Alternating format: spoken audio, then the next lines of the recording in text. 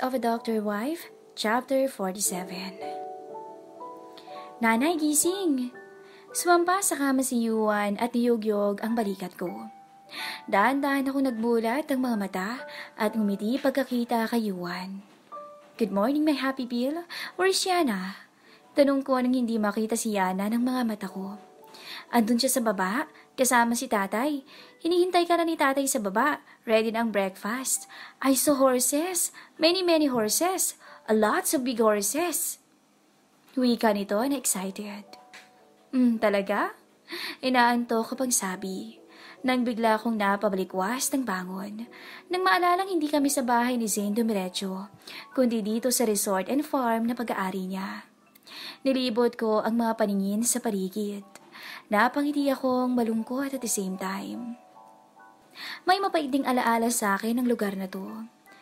Nasa resort tayo ni tatay niyo, dagdag ko. Namilog ang mga mata ni Yuan. Opo nanay, sabi ni tatay tuturuan niya akong mga bayo at mamaya pwede kaming maligo sa pool. Excited na sinabi ni Yuan. Ginulo ko ang buhok niya at nginitian. Yes, may falls din dito. Tiyak mag-enjoy kayo ni Yana. Gamit ang mga kabayo, pwede kayong mag-ikot-ikot. I said happily. Nanlaki ang mga mata niya.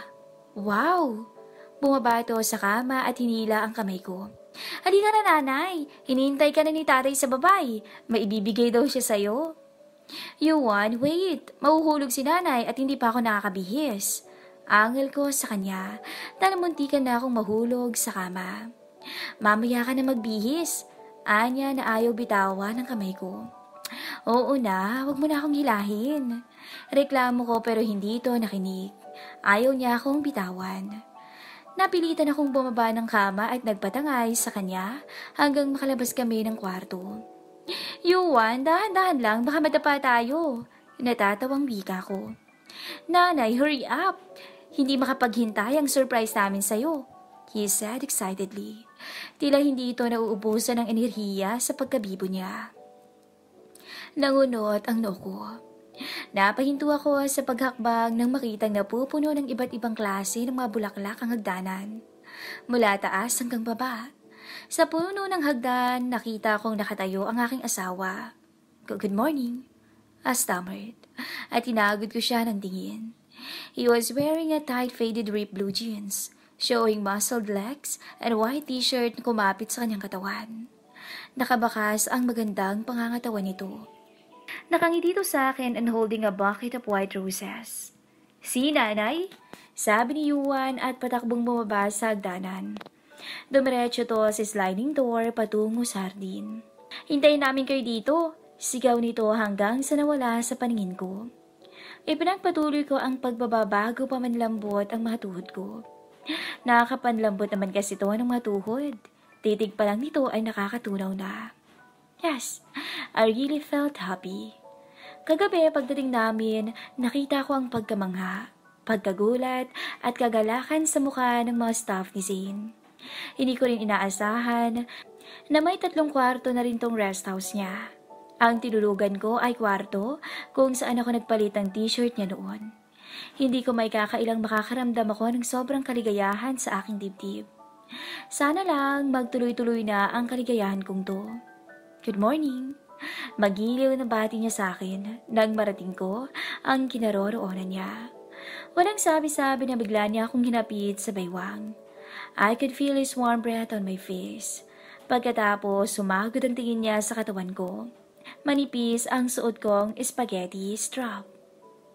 Nakulay white na ang kabilang strap ay nahulog pa sa balikat ko dahil sa pagyugyog ni Yuan, and it showed smooth and white arms. Inabot niya sa akin ang bulaklak. Thank you, I whispered. Ngumiti lang siya. Nanayo ang mga balahibo ko sa pagkakatitig ni Zane sa akin. Mga titig na may sobrang kasabikan.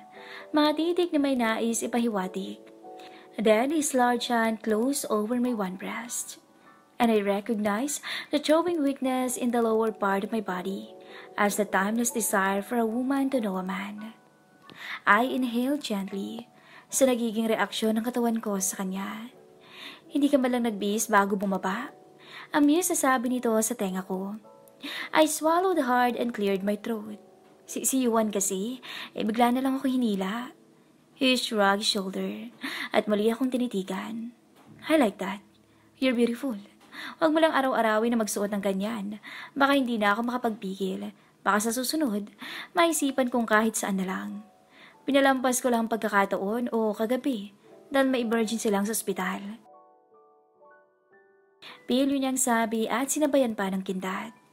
Nakakurot ko siya sa tagliran, pero sinakop niya bigla ang mga labi ko at naroon ang pagpapaubaya. I wanted him. All of him. Nang maramdaman ni Zane ang pagpapaubaya ko'y lumalim ang mga halik niya, and I responded with quaking rapture. I swayed against the solid wall of his chest. Ang mga kamay ko'y tumaas patungo sa leeg niya. Bumaba ang mga kamay niya sa bewang ko at balakang patungo sa dalawang pisngi ng pang-upo ko. His hand held my buttocks firmly and pressed it, shaping my feminine form to the hard contours of his body. And with driving mastery, then his lips moved over mine, began a sensual exploration of my mouth. And I can suppress the delicious moan of ecstasy from my throat. At nang sa palagay ko ay maubusan na kami ng hangin, ay bahagyang inawang ni Zane ang mga labi namin. Napasingap ako para makakuha ng hangin. Zane gazed at my swollen lips at pinaglandas niya ang hintuturo sa labi ko, and he bit his lower lip in a very seductive way. Let's go back upstairs. Hindi ko na kaya ng puro halikan lang nagaganap sa atin, darling. I want to explore your naked body, to taste every inch of you, he said huskily, and I rolled my eyes of excitement. And instantly, he claimed my mouth again. Ang mapanuksong dampi ng kanyang dila ang nagdulot ng nakakapasong init sa akin. Tila dilang apoy na naglalakbay sa buong katawan ko. Ramdam ko ang malakas tibok ng puso niya na tumatama sa dibdib ko. Dahil sa mga ginagawa niya, nabitawan ko ang mga bulaklak at nahulog sa sahig. Binuhat niya ako at inangkla ko ang dalawang binti sa kanyang balakang, and I feel his hardness between my thighs. Suddenly, Nanay! At Tatay! Saan ang punta niyo? Akala ko ba breakfast tayo together? Na-curious sa tanong ni Juan. Napaungol sa pagkadismaya si Zaid. Maingat niya akong binaba. Napatingala ito sa kisame. He groaned in dismay. Kahit nga ako'y dismayado din. Magbibihis muna ako. Sige, daming distorbo. Angal niya at humarap sa anak. Hintayin natin si nanay at sabay-sabay tayong mag-almusal. Mamaya may pupuntahan kami ni nanay. Mga 2 araw lang. Darating mamaya si Mama Loy at Tita Kat. Sila munang magbabantay sa inyo ni Yana, okay ba yon? Then he gave me a smile that was sexy, weak, and tender. Pagkatapos, inilahad ang isang kamay para kay Juan. Magbibihis muna ang nanay. Muling tumitig sa akin ang mga nangingislap nitong mga mata. We'll wait outside sa garden. Doon tayo mag-breakfast together. Wala sa loob akong tumango. Hindi ko mapigilan na mapangiti. Saan ba kami pupunta na 2 mamaya? Parang ngayon pa lang na-excite na ako. Isang salute ang binigay niya sa akin na hindi maalis ang pilong ngiti sa mga labi bago sila nagtungo sa hardin. Bilisan mo, nanay! Sigaw ni Yuan bago ito nawala sa paningin ko. I rolled my eyes at nagmadaling pumanhik bagaman hindi ko maiwasang hindi mag-isip sa sinabi nito kay Yuan. I started fantasizing myself in him naked. 2 araw? Excitement ran all over my body, and I couldn't wait all my fantasies to come true. Mabilis akong naligo at nagbihis. Pinili kong magsuot ng isang open back dress na hanggang tuhod. Nakita ko dito sa mga paper bag na nakapatong sa isang mahabang upuan. Actually, ang daming damit at mukhang para sa akin lahat. Lahat ng mga sukat ay kasya lang sa aking laki at tangkad. Tila kalkuladong-kalkulado ang lahat. No doubt kung si Zen ang pumili nito. Lahat may signature sign, pati mga sandals at sapatos. Nang pumaba ako, nasa hardin na sila at nag-uumpisa na ang kumakain. Mula dito sa kinatatayuan ko, natatanaw ko ang mga bundok na nakapalibot sa amin at malawak na kagubatan. Naririnig ko ang huni ng mga ibon sa paligid. Naramdaman ko ang haplos ng umagang hangin sa aking muka. At naririnig ko ang lagas-lags ng tubig mula sa talon. Good morning, nanay! Magiliw na bati sa akin ni Yana. Tumayo to mula sa kinauupuan at humalik sa pisngi ko. Tumayo naman si Zane at hinilang isang upuan para sa akin. I murmured my thanks along with my smile at dinampian niya ako ng mga halik sa pisngi. Sabay kaming napalingon nang may marinig kaming matinig patungo sa kinaroroonan namin. Si Dr. Farah at si Senyor Henry, nasa mga labi nila ang mga ngiti. Ang saya sa mukha nila ay walang katumbas nang makita ako at ang mga anak ko. Tumayo ako sa kinauupuan upang salubungin ang mga panauhin namin. Agad akong niyakap ni Dr. Hana na may luha sa mga mata. Welcome back, Mikay. Masuyo niyang hinaplos ang likuran ko. Parang gusto kong bumularas ng iyak. Pakiramdam ko na kumpleto na ako ngayon. Hello po, Dr. Farah. At Senyor Henry.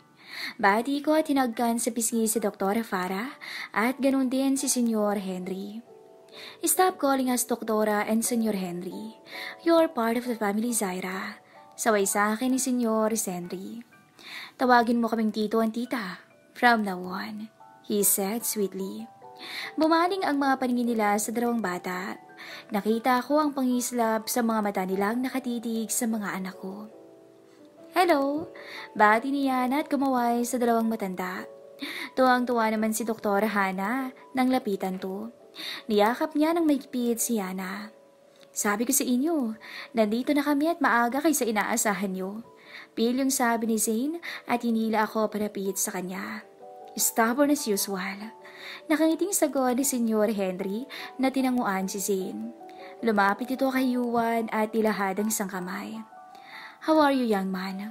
Hopefully you're not hard-headed like your father. Tuminga lang nakangiti si Yuan sa kanya. Parang matandang inabot ang kamay nito at nakipag-shake hands. Hindi po. Mabait po ako. Depensa ng bata at may pagmamalaki sa tinig nito at sinabayan ng paghagikgik.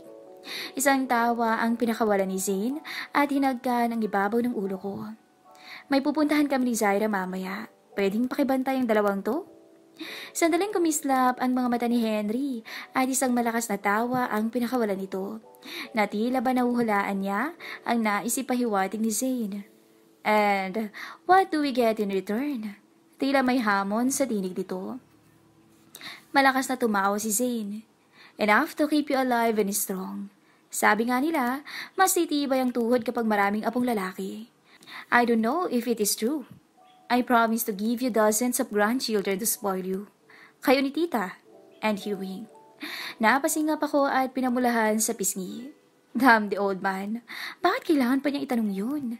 At pasimple kong siniko si Zane sa tagiliran at bahagya siyang napakislot. Isang matamis na halik sa labi ang iginawat niya sa akin. Mas talo akong nakaramdam ng hiya sa ginawa niya. Nakakahiya ang pinagsasabi nito. Kaya pala gusto niyang masolo ko. At mukhang may balak yatang anakan ako ulit. Tata, yung pangako mo natuturuan mo akong mga bayo. Singit ni Yuan and he pouted his lips. Later, as of now, let's eat our breakfast first. Before we can take a ride. Paliwanag niya sa bata. Kumislap naman ang mga mata nito. Nagtaas naman ng kamay si Yana. Me too, tatay. Nagtwinkle pa ng kanyang mga mata. Isang matamis na ngiti ang itinugon niya kay Yana. Of course, kasama si Yana. Hinaplos niya ang buhok ng anak. We love you, tatay. Tumayo ang dalawa at niyakap ng mahigpit ang kanilang ama. Masayang nakangiti ang dalawang matandang nakamasid sa kanila. Pagkatapos silang yumakap, kay Zane, lumipat ang dalawang bata sa dalawang matanda at yumakap. Nice meeting you, lolo and lola. Sabay nilang wika at ngumiti. Naluluha naman ang dalawang matanda. Sabay-sabay kami nag-almusal at hindi matapos-tapos ang masayang mga kwentuhan ni Yana at Yuan. Halos silang dalawa lang ang bida sa lahat. Hindi maalis sa mga labi ng dalawa ang mga ngiti nang bumaling sa akin si Dr. Farah. Likas na magiliw ang mga anak mo, Zaira, sabi nito. Tingnan mo kung paano nila nakagiliwan agad si Henry at ako. Ganun mo talaga sila, Tita Farah. Kahit kay Zane, nung una silang nagkita, may alanganin man, pero mabilis nila tong nakagaanan ng loob. Lukso ng dugo ang tawag, Zaira. Dahil ramdam ng mapuso nila na si Zane ang tunay nilang ama.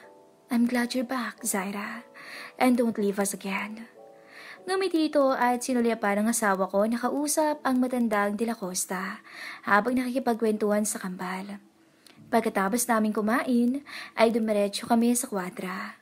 Mula doon ay lumabas ang 3 kabayo, may malaki at 2 maliit. Si Yuan ay sinakay ni Zane sa maliit na isa, at si Yana naman sa isang maliit na may nakaalalay na 2 stable boy sa kambal. Huwag niyo silang hiwalayan, utos ni Zane sa mga to.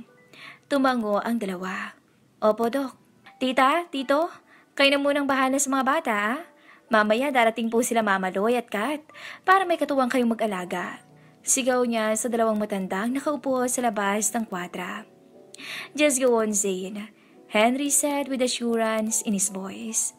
Nanlaki ang mga mata ko. Seryoso ba siya ngayon ang alis namin? At saan kami sasakay? Napailing ako. I can't believe this man. I would have preferred horses patungo sa pupuntahan natin. Mas madali kapag ito ang sasakyan natin. May matarik na daanan. Then he grinned at tinitigan ako mula ulo hanggang paa at pabalik. Pinamulahan naman ako sa sinabi niya. Ayoko niyan, Zane. Baka mahulog ako. Hindi ako marunong mabayo. At bago pa ako makakilos, ay naitas na niya ako sa likuran ng kabayo. Kung hindi ko pa natakpan ng bibig, ay baka napasigaw ako. On my instinct, napahawak ako agad sa renda. Sumilay ang pilyong ngiti nito sa labi. Ride me then. Pagkatapos ay pumwesto siya sa harapan ko. Nilingon niya muna ang 2 anak namin na tuwang-tuwa habang inaalalayan ng 2 groom. Ang nagtuturo kay Yana at Yuan ng mga bayo. Let's go, Mikay. Sa lugar na sinasabi ko sa'yo. Banahay ditong tinapik ang kabayo. What now? What about our kids? May pag-aalala sa tinig ko nang lingunin ko ang 2 bata. May magbabantay sa kanila kaya don't worry about them. Ang daming yaya para tumingin sa kanila. But for now, ako muna ang isipin mo. Gusto kitang masolo wife. He whispered sweetly and it tickled my ears. Sa simula'y halos maglakad lang ang kabayo. Subalit nang medyo magtagal, ay unti-unting pinatakbo ni Zane. Napapikit ako ng mata at kumapit ng mahigpit sa bewang niya nang maramdamang bumilis ang takbo nito. Tears of a Doctor Wife, Chapter 48. Isang matarik at madamong daan ang tinatahak ng kabayong sinasakyan namin. At nag-e-enjoy ako ng labis dahil sa mga tanawin na nakikita ko. Puro mga berdeng kapaligiran ang mga nakikita ng mga mata ko. Kapag tumitingala ako, mga ibon na nagsisiliparan sa himpapawid at ang kanilang mga huni ay napakasarap pakinggan. Sa di kalaunan ay narating namin ang pinakatuktok. Pinahinto niya ang kabayo. Biglang tumaas ang 2 paa ng kabayo sa harapan. Zane, mahuhulog ako. Malakas siyang tumawa. Sa palagay mo ba hayaan kong masaktan kahit ang hibla ng buhok mo, Mikay? Kasing gaan ka lang ng dahon. Kumalma ang kabayo at ibinaba niya sa lupa ang 2 paa niya. Napahawak ako sa dibdib ko nang makadama ako ng relief. Bumitaw si Zane at bumaba ng kabayo. Inabot niya ako pababa. Pagkababa ko ay agad akong naglakad-lakad sa buong paligid. Sa kabila ng mga nagtataasang puno at bulubundukin ay natanaw ko ang isang malaking bahay na may kalumaan na. At halos manlaki ang mga mata ko na napatakbo sa kinaroroonan nito. Nagiinit ang bawat sulok ng mga mata ko. I was familiarizing the whole place and I couldn't believe after a long years, muli akong binalik rito. Sino nga ba ang hindi makakalimot sa lugar na to, kung saan nagsimula sa amin ang lahat? Bigla akong naging sentimental habang nakatitig sa kabuuan ng bahay. Tumulo ang mga luha ko sa galak. Ang dati nilang tahanan. Pinaglumaan na ang bahay, pati ang bakal na gate ay sobrang kinalawang na. Ang dating makintab na kulay nara na pintura sa 2 palapag na bahay ay kupas-kupas na. Maraming ligaw na damo ang nagsigapangan sa bakod na nagkasira-sira na. Oh my God, Zane! Hindi makapaniwalang bulalas ko mula sa kinatatayuan habang nakatingala sa kabuuan ng bahay. Si Zane ay matagal na hindi nagsasalita at nanatiling nakatitig sa aking mukha. May ilang sandaling walang maririnig kundi ang paglalaro ng mabining hangin sa mga dahon ng mga naglalakihang mga puno sa paligid at huni ng mga ibon. Ganoon din sa mga buhok ko at sa mga damit namin. Zane, say something please. Alanganing wika ako sa kanya nang makita kong may kislap sa kanyang mga mata. Sa tingin ko'y luha ang mga yun. Napansin ko ang mga pagkurap niya. Yes, he said, and then sighed sadly. Ayokong balikan ng lugar na to because this place caused too much pain in my heart. Ang childhood ko dito ay puro lamang kalupitan and I suffered too much. But when the little girl named Mikay, who saved me from drowning, and you gave me a reason to smile. Gusto kong umiyak sa lungkot na nasa tinig nito. Zane wanted Hori and Serena attention and love. Pero si Serena, binuhos niya lahat ang pagmamahal kay Chris at nakaligtaan nitong mayroon pa siyang isang anak na naghihintay sa kanya na balikan niya. Si Harry, hindi niya matanggap ang katotohanan na ang totoong mahal ni Serena ay si Anthony. Lahat ng mga galit niya at hinanakit ay binunto niya sa batang si Tope. Zane suffered too much in his childhood. Mailap at hindi pala kaibigan. Nasa bahay lang. Kung hindi pa ako lapit ng lapit sa kanya noon, walang mamumuong pagkakaibigan sa aming dalawa. Ako lang talagang sadyang makulit. At laking tuwa ko noon nang makita sa unang pagkakataon nang umiti sa akin si Tope. Hindi ko rin inabala ang sarili ko noon at tunungin ang buong pangalan niya at apelido. Di ko mambibig ng lahat kapag dumating ang ama ni Zane. Kapag dumating na to, ay agad kumakaripa sa takbo si Tope dahil sa takot sa kanyang ama. If only life weren't so complicated, pinuno ni Zane ng hangin ang kanyang dibdib. May Tito Henry at Tita Farah loves me. At sinikap nilang ipagkaloob sa akin ang bagay na nakaligtaan ng mga magulang ko. Pero kahit binigay nila ang buong pagmamahal sa akin, hindi yun naging sapat. All my life, gusto kong makita ni Mommy at Daddy ang mga ginagawa ko. Ang mga achievements ko. Sa lahat ng ginagawa ko, I always do my best para mapansin nila ako. He shrugged his shoulder. Nagkasakit ang Daddy. Kahit sobrang sama ng loob ko sa kanya, sumunod pa rin ako sa Brazil para alagaan ko siya. Until he lost breath. Inggit na inggit ako kay Chris dahil buo ang pamilya niya. Kung gaano kasaya ang pamilya ni Mommy, ang pagsasama nila ni Navarro. Samantalang ako, anak niya rin ako at kapatid ko si Chris. Nahintuto sa pagsasalita ng may umalpas na hikbi sa kanya. Mikay, I'm sorry Zane. Bakit hindi mo kausapin ang mami mo? Umuling siya. Tumigas ang anyo nito. Never. He warned. I'm ruthless and hard man, remember? I don't need her. Hindi ko kailangan ng awa niya. May edad na ako, Mikay. At may pamilya na.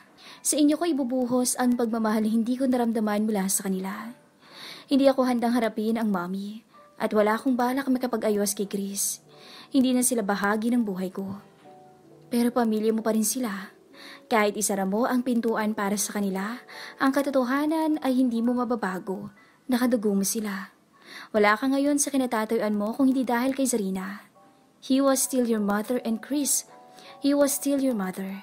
And Chris was still your own brother. Why the two of you are competing? Masama lang ang loob mo. Kung meron lang akong kayang gawin para mabawasan ang nararamdaman mo, masaya akong ibibigay sa'yo. I added, almost in whispered. Hinakbang ang mga paa palayo sa kanya. Malamig na ang hangin at napapansin kong may makakapal na ulap sa kalangitan. Nagbabadya ng umulan. Let's go home, Zane. Baka hinihintay na tayo ng kambal. Meron, Zaira.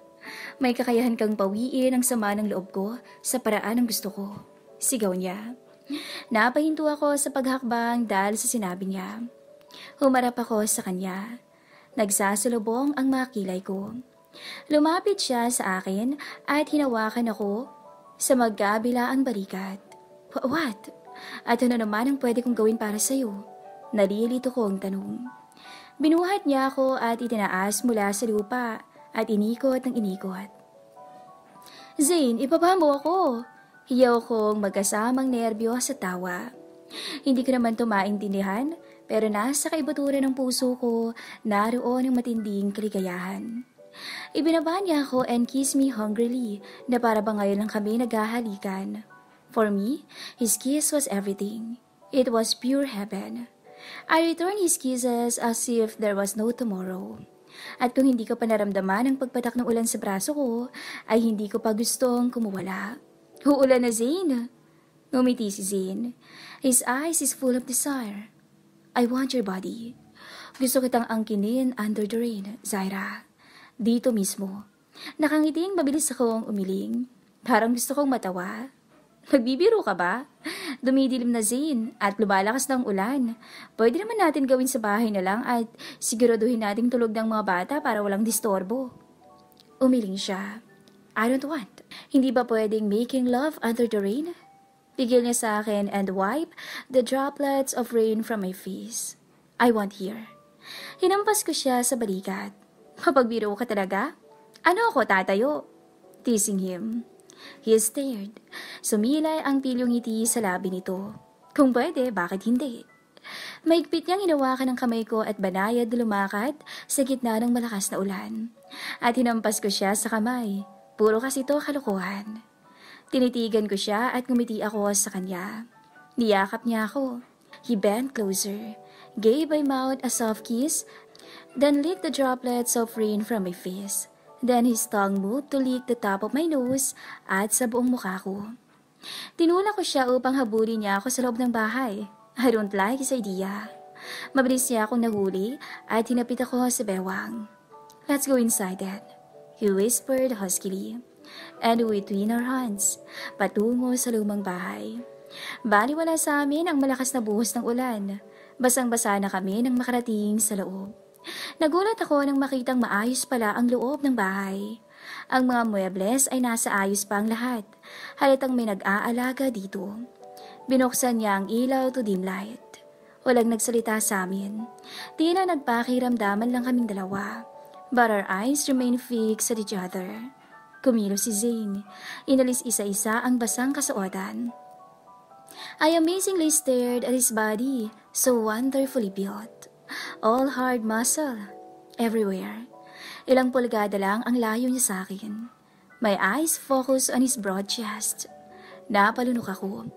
Habang umaakit ang marahan ng paningin ko mula sa dibdib niya paitaas, to his throat, then to his mouth. Nagkatitigan lang kami sa matagal na segundo. Walang kusang gumalaw. Then his spell was broken. Nang biglang kumulog at kumidlat. Oh, naalala ko ang unang gabing sinuko ko ang sarili ko sa kanya. I can't just ignore this. Ang init na nararamdaman ng katawan ko ngayon habang nakatitig sa asawa ko. Hindi ko alam kung saan nagmula ang pagmamadali na nararamdaman ko ngayon. Kung iyon nga ang tawag sa kagustuhan kong huwag mag-aksaya kahit ilang segundo. I want my husband to take me now and here.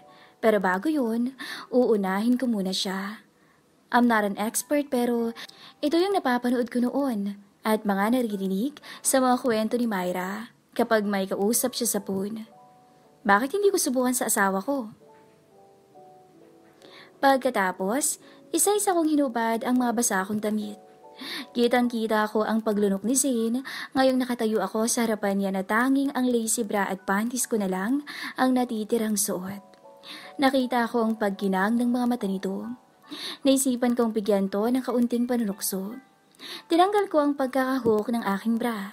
Pagkatapos, sinadya kong malaglag ang isang strap mula sa aking balikat. Pagkatapos ang isa naman. Pero nanatili akong nakahawak sa kapirasong tela na nakatakip sa aking dibdib habang nakangiting nangaakit. He groaned at nakikita ko sa mga mata ng asawa ko ang matinding pagnanasa. Lumapad ang mga ngiti ko sa labi at hinayaang malaglag ang bra ko sa sahig. Ngayon, lantaran nang naka-expose ang aking dalawang dibdib para pagpiyastahan ng mga mata ni Zane na punong-puno na ng pagnanasa. Oh no, wife. Ungol niya. You want this, right? Ibibigay ko sa iyo, Zane. Buong puso at kaluluwa ko. Take me now, hubby. May hamon sa tinig ko. Sinunod kong tanggalin ang suot kong panty habang kagat-kagat ang pang-iba pang labi ko. Mas lalong nanlaki ang mga mata ng asawa ko. Marahil hindi siya makapaniwala sa ginagawa ko. I want to please him. You're so lovely, wife. Halos pabulong niyang sabi sa paos at nahihirapang tinig. Lumapit sa akin si Zane at itinulak ko siya patungo sa upuan. Napaupo to. Mabilis akong lumapit. Tinikman ko ang parte ng katawan niya. Tinilaan ko mula pusod. Dahan-dahang paakyat patungo sa isang dibdib niya. Sa akin likit. Mga ilang segundo ko tong pinaglaruan. Bago lumipat, ang dila ko patungo sa tenga niya. Pababa sa leeg, collarbone, at pabalik sa dibdib niya. Narinig kong makailang ulit siyang napamura. Marahil sa sensasyon na nararamdaman niya. Touch me, wife. Daing nito. Pagkatapos kinuha niya ang isang kamay ko. He guided my hand sa kanyang pagkalalaki. May bigat ang paghinga nito na tila ba nahihirapan. Nagugustuhan mo ba, hubby? He groaned against my skin. Damn. So fucking good, wife. Halos hirap tong magsalita. Pati ang mukha nito ay nahihirapan din. Gusto ko tong pasahin. I pulled down the zipper of his pants and freed his... Tayong-tayo na to nang makalabas sa pantalon niya. Maingat kong hinawakan ang kanyang pagkalalaki sa aking kamay habang hinahaplos to ng marahan. Napangiti ako nang mas lalong lumakas ang mga daing na lumabas mula sa labi nito. Mas talo akong kinanahan sa ginawa ko sa nakikita kong reaksyon ni Zane. Sa bawat pagtaas-baba ng kamay ko sa kanyang pagkalalaki, umuungol to na may kasamang mura. Napapasinghap to at mas talang bumibigat ang paghinga niya. Gustong-gusto niya ang ginagawa ko. Pinilit niyang abutin ang labi ko pero bahagya akong nilayo ang sarili at pinagpatuloy ang ginagawa ko. Kita ko ang paghihirap sa mukha niya. Nang marahan kong pisilin ang kabuuan ng pagkalalaki niya sa pagdulas ng kamay ko paibaba. Isang malakas na daing ang pinakawalan ni Zane, kasabay ng pagkulog at pagkidlat. Pagkatapos, inabot niya ang labi ko at pinaliguan niya ng mahalik ang buong mukha ko. Now, your turn, wife. Nakangisi niyang sad. Napasigaw ako nang bigla niya akong buhatin patungo sa kusina at ipinatong sa ibabaw ng mesa. Let's make love until dawn.